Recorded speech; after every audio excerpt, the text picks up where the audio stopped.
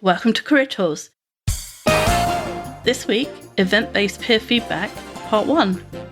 The questions this cast answers are: what do I do if a peer asks for feedback? How do I give a peer multiple pieces of feedback at a time? And why should I learn to be a good evaluator? Labor Day signifies that 2/3 of the year is behind us, potentially creating a bit of angst for professionals who have training goals for their team or organisation that they were supposed to get done by the end of the year. Now is the time to consider client on-site training that you want before 2020. While we are completely filled up until mid-October, we do have some capacity for client on-site training in November and December. But history dictates, by the end of September, we're usually booked up for the entirety of the year. So if you want to get your training done this year, contact Maggie at manager-tools.com and we'll train 30 of your people and you'll have an effective management team going into 2020. There's just time, but don't wait too long. So Sarah, this cast has a complicated title, Event-Based Peer Feedback, but basically it's feedback that you give to your peers, so not your directs, not your boss, but people on the same level as you. And it's a bunch of feedback around one event. And if you think about it, you associate the word feedback with some big thing, with like annual reviews or managers and directs, but actually we evaluate and we give feedback all day long, right? A colleague asks for a view on an email, a presentation, a web layout. You know, your colleague, I sent something to Maggie yesterday and said, hey, what do you think of this? Before I thought about sending it to Mark, because I just wanted someone else's opinion, you know, before I sent it to him. You know, maybe your boss asks you to research a potential vendor or software, or you're just looking at your own work and you want to kind of give yourself feedback, or at least look at it critically before you send it somewhere. And so since this feedback, this evaluation idea is so common, we ought to be good at it. So what are we going to cover? All right, today we're going to cover a few things. We're going to start with a peer feedback refresher, and then we'll also do the event-based feedback refresher. We're then going to talk about assessing your relationship, stating the behavior, describing the impact, making recommendations, and order your feedback. It's long. It's a long one. But because peer feedback and event-based feedback, you need both of those to do this event-based peer feedback, the combination. So we just want to make do a refresher of what that means. There are full podcasts on both of these, and we'll link to it on the podcast page. But we want to give you enough so that you can put the rest of the cast in context. And if you haven't heard those casts, then hopefully this will give you enough to move on. So we want to make sure that you're using the component parts properly, because if you don't use the component parts properly, then your event-based feedback will go horribly wrong. And the problem with feedback is it's so personal. Now, whenever we say feedback, we always think of negative things for a start, although feedback can be positive. But if it goes wrong, it can really damage your relationship. Sometimes your mother's right. And if you can't say something nice, it's better to say nothing at all. Now, you don't want to do that if your colleague is asking you about an email that's going out to a client and you can see something terrible in it. You know, you don't want to say nothing at all. You have to say something. But the important part is to say it in a way that doesn't damage your relationship, because damaged relationships means teams work less well, which means teams get less results, which means, you know, at the end of that chain, if we go down worst events, someone gets fired, and we don't want that. Yeah, exactly. So we're going to start by then talking about the peer feedback model itself. So the peer feedback model is designed to make that, I want to say, awkward moment, as Wendy's talking about, a bit easier for, or as easy as possible for both the individual that's delivering it, or the evaluator, as well as the recipient, the individual receiving it. We want to make sure you're using it properly. Giving and receiving feedback, both positive and negative, can be a sensitive moment. And even if the recipient, and I'm sure many of you have experienced this, even if the recipient is asking you point blank for that help in evaluating their performance or a little bit of feedback on a piece of work product, something they're developing, hearing it from another person dissected and evaluated is often an uncomfortable moment for an individual. Yeah, it's horrible when you think you've done something great and then you send it to someone and say, hey, what do you think? And they go, oh God, that's awful. And you're just like, oh, I know I asked for it, but now I'm sad. In hindsight, ow, I thought it was better than that. Exactly. Absolutely. So we want to make the feedback as impactful or effective as possible. And there's no point in giving an individual a piece of feedback, whether they ask for it or not. There's no point in doing it if the individual that you're delivering it to isn't listening. They're not in the right frame of mind, not willing, not able to take advantage of the message and the impact that's being delivered. If they can't use it to have more effective future behavior, it's not worth delivering in the beginning, in my mind. And even if somebody asks you and says, hey, what do you think of this? And, you can see that they've just had a difficult conversation with their boss or they're about to go into a meeting. So you judge that this is not a good moment for them to hear feedback. Then you can always say, hey, I can do that in like 15 minutes. I've got something to do, but I'll do it in a second for you. Or can we do it in our meeting at 1 or whatever? So you can put that moment off if you judge that this is not a good moment. Mm-hmm. Exactly, which is super important in this. If you're familiar with the feedback model, manager to direct, the way that differs from the peer feedback model is that the peer feedback model only has 2 parts. The first part is to describe the behavior. The second part is to describe the impact. That's it. We're eliminating the question. That is the full feedback model. Managers start by asking the individual if they're open to feedback, because we're not going to ask our peer to continue or change behavior. There's no question this time. That said, in the manager to direct feedback model, what that means is we ask the person first, are you ready to receive it? As a peer, you're not going to ask. So if you know in your mind that they're not ready, just put it off a few minutes. Give them that moment to reset their brain.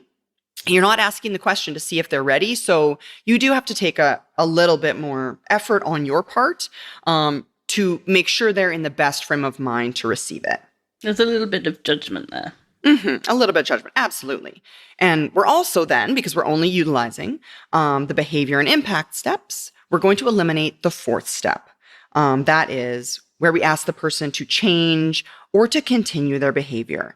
We don't have the relationship with a peer that allows us as a peer to ask or require them to change their behavior based on our guidance. Whereas a manager can say, change that. Absolutely. It's a reasonable expectation that they would. Yeah, exactly. Absolutely. So we have a couple of examples. So here's one. Hey, when you come in late for our joint meeting, that's the behavior part, late for our joint meetings, it kind of throws things off and we get behind a bit. That's the impact, we get behind. Here's another one. Partner, when you pull an all-nighter and brief that well, sure makes me glad we're working together. Thanks. And so with what we're doing is just giving shared insight. We're just sharing our thoughts. So you can say, if you're going to give something positive, you say, thanks, I really appreciate working with you and so on.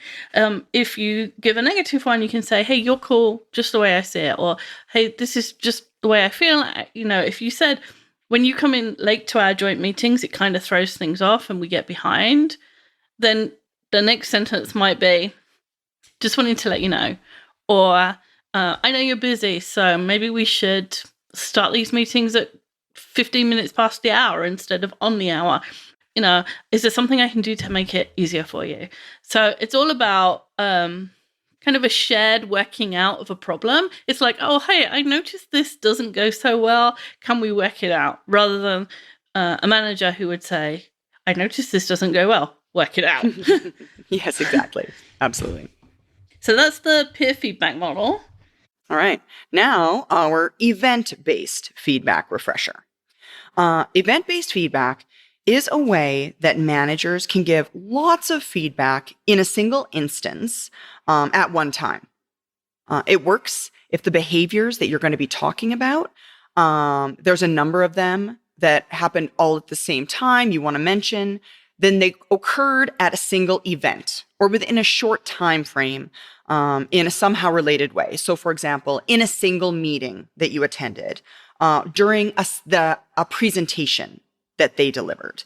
A manager can give a bunch of feedback, both positive and negative, kind of all at once if it is all based around a single event.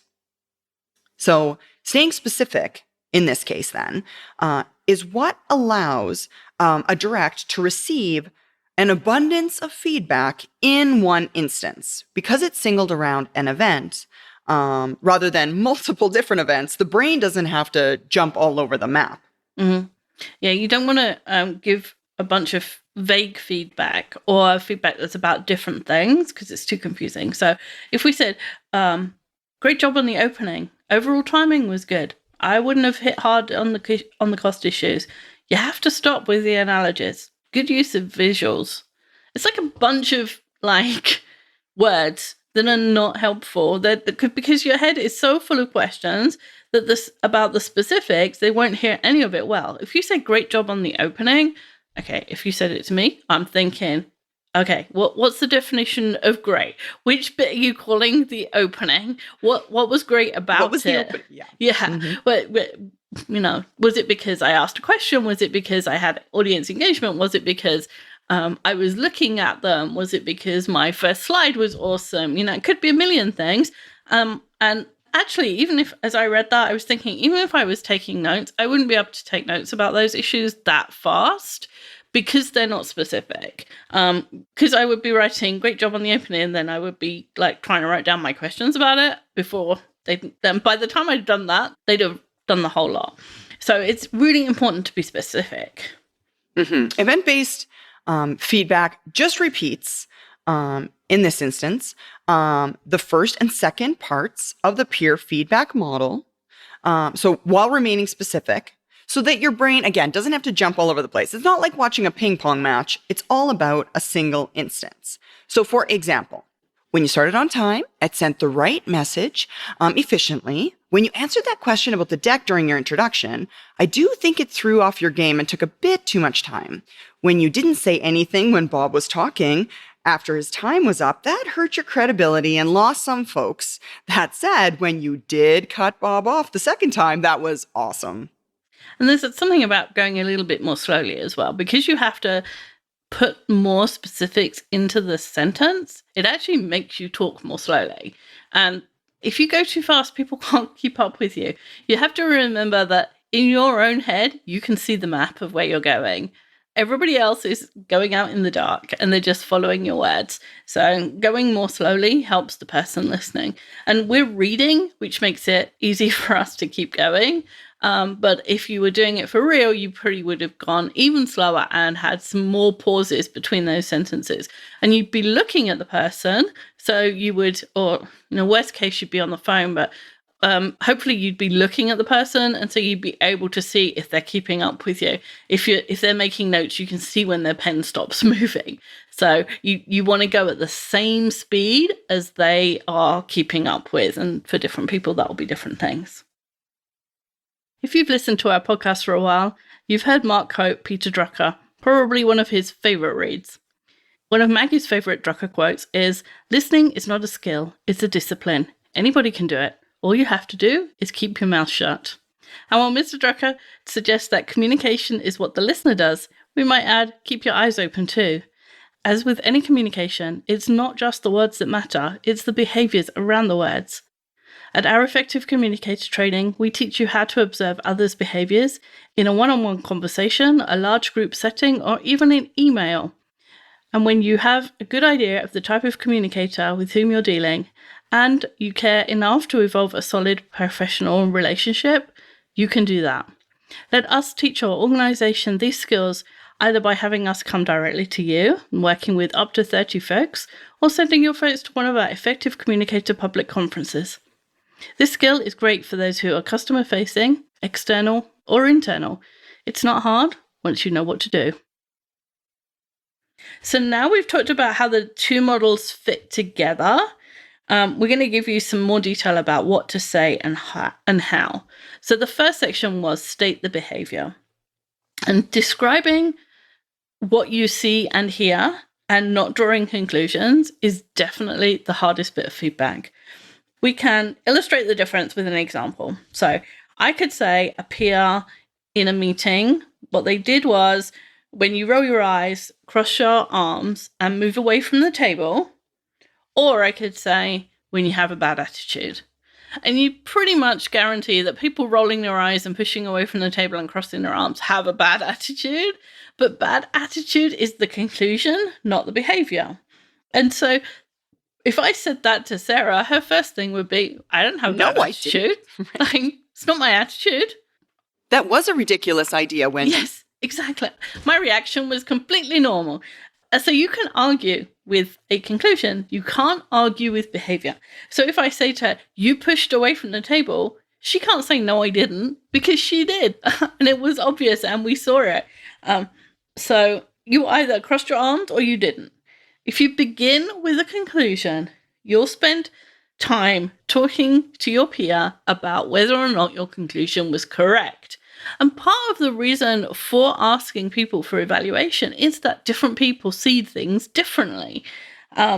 If you describe the behavior, everybody sees that the same, right? And so you can move on to discussing the impact and what they can do it differently. And that's the important part. Actually, what they did in some respect is the least important part, because they did it, they can't change it. But understanding the impact and what they can do differently, that's the piece that gets them to the future. Mm-hmm, absolutely.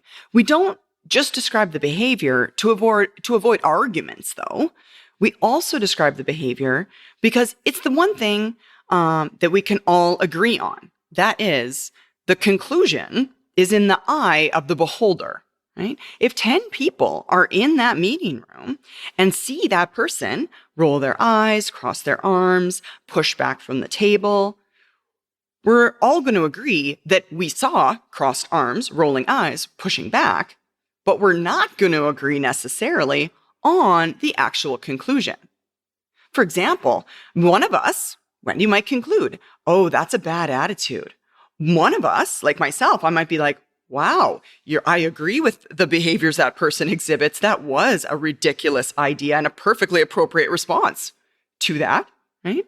One person might know, oh, well, yeah, that person had a rough night or they're having some personal issues and their reaction is a cover-up because they're kind of upset today. What we do about the behavior will depend on our conclusions, not on what we saw. So because conclusions never something that everyone's going to have, why even discuss them? Mm-hmm. So you have to start with the bit you can agree on, which is the behavior. And an evaluation is a description of what you saw and heard, and then the conclusions you drew. The description means the evaluator and the presenter are looking at the same thing. So let's say a colleague asks you to look at their presentation, and they've chosen Comic Sans font, which a lot of people say is unprofessional and childish and clownish and reserved for elementary school teachers. And it's not appropriate for a corporate presentation. If you jump to, I think your presentation looks unprofessional, or I think your presentation looks like it was done by an elementary school teacher, the presenter, the person who created that presentation, doesn't know if it's the font or the color or the words they chose, the images, or a dozen other things about their presentation. And they can't change it and they can't make it better unless they know the specifics. So you have to get to the specifics and you have to agree on this is what you're seeing. So when you use Comic Sans font, that would be your behavior. When you use Comic Sans font, the pages have a pink border and your images are cartoons. I think your presentation is unprofessional. And because this is peer feedback and you're not telling them to change, they can decide whether they change or not when you tell them what those specifics are. So what you're doing is you're telling them the behavior, and then we're talking about impact, and then we're letting them decide whether or not they change, unlike a manager who can require the change. Or, if it's positive, carry on doing those things. So we're going to give you a bunch of examples now of the state the behavior section. And then as we go through this podcast, we're going to add the impact step. And then we're going to add another step that's a kind of optional at the end. And so we're going to use the examples all the way through so that you hear the full construction by the end. Mm-hmm. So for example, you made eye contact with everyone in the audience, or your hands were shaking when you presented. The headings, which organize the information. Your font is not a consistent size. The customer said he called exactly on time. Your calendar has more personal items than work ones. You told me exactly what I needed to know in order to help you. Or there's an error in cell 45. So those are all behaviors. There's no I noticed, there's no I like, there's no I feel, there's nothing about you in them. They're all just straightforward descriptions of behavior or work product. And if you have a personal license, you'll have the show notes and you can see that list. You can read the list. It's probably a little bit easier. Everyone else is going to have to keep it in their own head until next week when we talk about describing the impact. So the most important part of this is thinking about behavior and not conclusions. So as you go through the next week, look out for things that you see. You can sit in a meeting and take notes. If it's your weekly staff meeting, you probably don't need to take really tidy notes. You probably, there's some of it that's a repeat from other weeks. And you can sit and watch someone, not obviously, no, don't want to be watching them, but you can watch someone out of the corner of your eye and write down what you see in terms of behavior. Like, this person has their laptop open during a meeting. This person takes a whole bunch of notes when people aren't speaking, which is a bit weird. Or this presenter, his hands were shaking, or this presenter is too loud, or is loud, not too loud, because that's judgment, is loud. So you can spend the next week practicing looking for behavior, and then next week we'll get to looking at the impact, and then we'll talk about what you can do to help your peers by giving them recommendations or suggestions about what else they can do.